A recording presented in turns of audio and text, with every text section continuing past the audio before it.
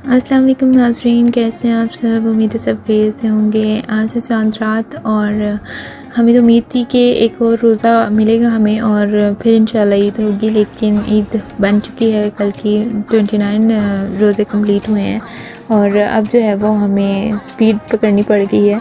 अब मैं सबसे पहले से लगा रही हूँ दुआ को मेहंदी। दुआ की मेहंदी जो है मेरे लिए सबसे ज़्यादा इम्पॉर्टेंट है, क्योंकि वो अगर सही से मेहंदी लगवा लेगी तो मेरे लिए यही सब कुछ बहुत है। तो मैंने उसको लगाई थी रमज़ान के स्टार्टिंग में, जब रमज़ान की चांद रात थी तब मैंने उसको मेहंदी लगाई थी। तो उसने अपना हाथ जो है वो ऊपर नीचे कर लिया था, उसकी वजह से सही मेहंदी नहीं लगी थी। तो इसलिए मैंने इस दफ़ा इसके लिए स्टेंसिल मंगवा लिए थे, जो हैना स्टेंसिल होते हैं, क्योंकि उस पर हैना लगाना जो है वो थोड़ा इजी हो जाएगा। उस पर भी वो इतनी दफ़ा हाथ हिला रही थी। ये मैंने मंगवाया है शेन से, वहाँ से थोड़े से सस्ते पड़ जाते हैं। अगर आपने यहाँ से भी, मार्केट्स में भी अब तो काफ़ी अवेलेबल हैं, तो वहाँ पर भी काफ़ी डिज़ाइन है, वहाँ से भी ले सकते हैं। लेकिन काफ़ी आसानी रहती है इससे। तो इसमें भी वो काफ़ी दफ़ा हाथ हिला रही थी, तो मैंने एक ही दफ़ा मैंने कहा चलो अब जो है वो है। मैंने उसके ऊपर थोड़ी ज़्यादा हैना डाल के उसको फिंगर से स्प्रेड कर दिया था, ताकि वो इवनली स्प्रेड हो जाए, क्योंकि स्टेंसिल है तो फिर इतनी टेंशन नहीं थी उसकी कि हाथ हिलेगा, मतलब डिज़ाइन फैल जाएगा या कुछ ऐसा। तो अल्हम्दुलिल्लाह लग ही गई थी। उसने एक हाथ पे लगवा के फिर वो उठ गई थी, उसने हाथ हिला दिया था। तो फिर मैंने ऐसा किया था कि उसको जो मैं फिक्स टेप्स होती हैं, ख़ास तौर में मैं दुआ के लिए ही लाई थी और अपने लिए भी, क्योंकि वो बेड पे जो है वो क्रम्बल्स होते हैं उसके हैना के, तो इसलिए वो मैं फिक्स टेप जो है वो आपको किसी भी फार्मेसी से मिल जाएगी। फार्मेसी से सस्ती पड़ती है बजाय ऑनलाइन या कहीं से, क्योंकि वो एक रोल मिल जाता है 10 या 15 दिरहम का, वो ज़्यादा सस्ता पड़ता है। तो वो मैंने जब हल्की सी ड्राई हो गई थी, तो मैंने दुआ का तो मैंने वेट भी नहीं किया कि ड्राई हो, मैंने जल्दी से ऊपर लगा दी थी, क्योंकि मुझे डर था कि ये जो है ख़राब कर देगी है ना। तो बस वो फिर हल्की सी लगा देते हैं मैं फिक्स टेप, तो वो फिर अपनी जगह पे रहती है और वो सूख जाती है। मतलब ब्रेथेबल टेप है तो वो सूख भी जाती है और हिलती भी नहीं है जगह से, तो वो अच्छी रहती है। मैंने बस वो लगा के उसको थोड़ी देर छोड़ दिया, तकरीबन 3 से 4 घंटे मैंने इसको छोड़ा था, ताकि आराम से जो है वो सेट हो जाए है ना। क्योंकि ये वाली जो है ना ये वो इमरजेंसी या वो पाकिस्तानी कोन नहीं है, ये यहाँ पे यूएई में मिलती है। यहाँ पे सैलून्स में कहीं से भी, घरों में भी औरतें बेचती हैं, वहाँ से मिल जाती है। तो वो ये इस हैना को आने के लिए मतलब इसका कलर आने के लिए एटलीस्ट 24 आवर लगते हैं। तो आपको अपने हाथ पे एटलीस्ट इसको 4 to 5 आवर्स देने पड़ते हैं।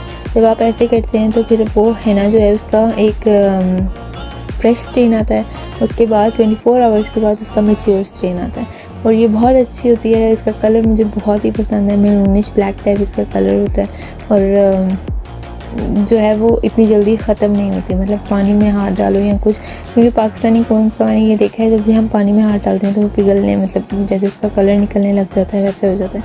तो मुझे वो पसंद नहीं है। किसी भी चीज़ को हाथ लगाओ, वाइट या किसी भी कपड़ों को भी हाथ लगाओ तो वो उस पर लगने लग जाती है। ये दुआ को टेप लगी हुई है और उसके बाद जो है ये इसका फ्रेश स्टेन है। अस्सलाम वालेकुम नाज़रीन, आप सबको ईद बहुत बहुत मुबारक हो। आज है ईद का दिन और सुबह के बज रहे हैं 5:30 और हम जा रहे हैं ईद की नमाज़ पढ़ने। बच्चे भी बड़े सब जा रहे हैं और ईद की नमाज़ ये पास की मस्जिद है, वहाँ पे जाएंगे इंशाल्लाह पढ़ने के लिए। और बाहर जो है वो मंज़र बहुत प्यारा है, सनराइज़ हो रहा है और साथ में सब जो है वो नमाज़ के लिए जा रहे हैं और तकबीरात जो हैं वो जा रही हैं।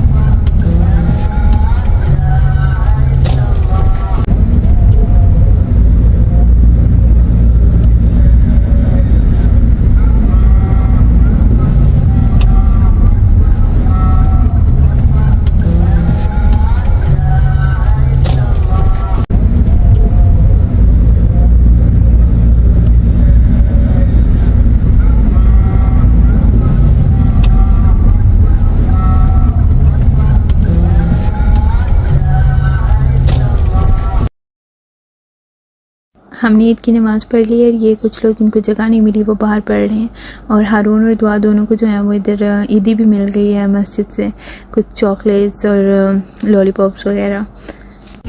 अब हम जो है वो घर की तरफ जा रहे हैं और घर जाके बच्चों को ईदी देंगे और बड़ों से ईदी लेंगे। सबसे बड़ा उम्र है तो सबसे पहले वाली उम्र क्या आती है? हैप्पी ईद मुबारक। हैप्पी हैप्पी हैप्पी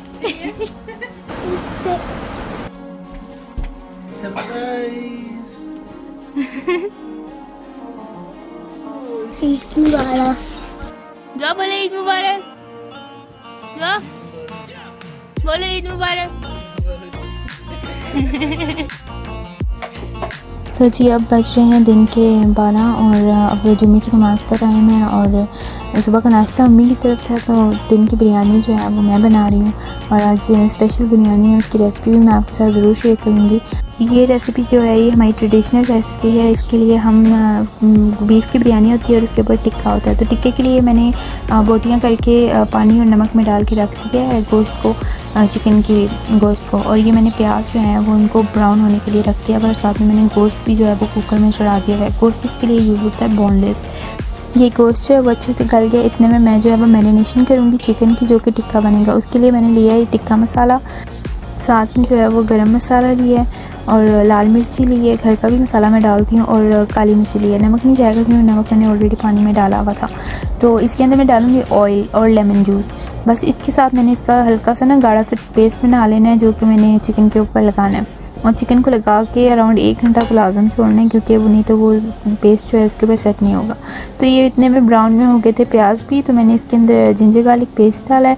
उसको मैं हल्का सा उसके साथ भूनूंगी। ये चिकन की नहीं है, बीफ की है। बीफ जो है वो ऑलरेडी गला हुआ है, तो इसलिए मैं पहले जो है वो बिरयानी का मसाला अच्छे से मतलब टमाटर डाल के रेडी कर लूँगी, ताकि वो मसाला रेडी हो। मुझे इसमें भूनने की ज़रूरत नहीं है, जैसे हम चिकन के प्याज के ऊपर भूनते हैं वैसे मुझे इसकी ज़रूरत नहीं है। मैं जो है मसाला बना के फिर गोश्त को भूनूंगी।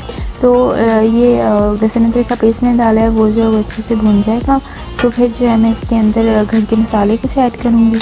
घर के मसालों में मैंने सिर्फ लाल मिर्च डाली है, और लाल मिर्च डाल के मैंने इसको जो है हल्का भून के उसके ऊपर टमाटर डाल दिए थे, ताकि और ये जो यखनी थी ना, गोश्त की यखनी थी, पानी था, वो मैंने इसके अंदर डाल दिया था टमाटरों को गलने के लिए। तो वो मैंने इसको फिर कवर करके छोड़ दिया था, ताकि टमाटर जो है वो अच्छे से गल जाएँ। जब वो अच्छे से गल गए थे तो मैंने उनका छिलका रिमूव कर दिया था, और मैंने फिर ये डोई लेके मैंने इसको जो है अच्छे से टमाटरों को बीच में मैश कर दिया था, ताकि नज़र नहीं आए सामने।